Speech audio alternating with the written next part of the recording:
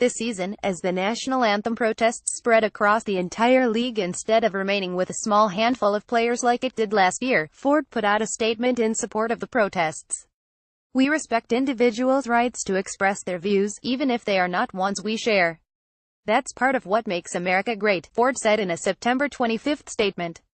But in a new letter to Hickson Ford of Alexandria, Louisiana, Sheriff Julian Whittington of the Bossier Parish Sheriff's Office said his department will no longer purchase Ford cars for his fleet of police cruisers and other service vehicles. Whittington said the decision was a direct result of the carmakers' support of the anti-American protests, Automotive News reported. "Ford has been a part of American history, and has stood for American values," Sheriff Whittington wrote.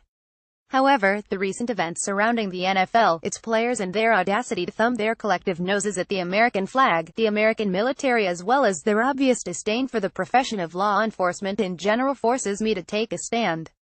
The department also posted a Facebook message to alert members of the community about their stance, saying, "Bossier Sheriff refuses to support those who show disrespect."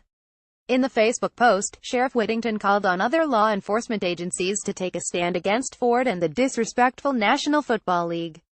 The recent events surrounding the NFL, its players and their audacity to thumb their collective noses at the American flag, the American military, as well as the obvious disdain for the profession of law enforcement in general, forces me to take a stand.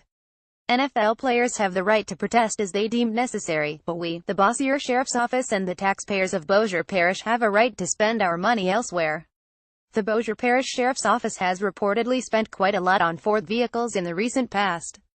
According to the Shreveport Times, the department spent just over $747,000 on Ford vehicles last year.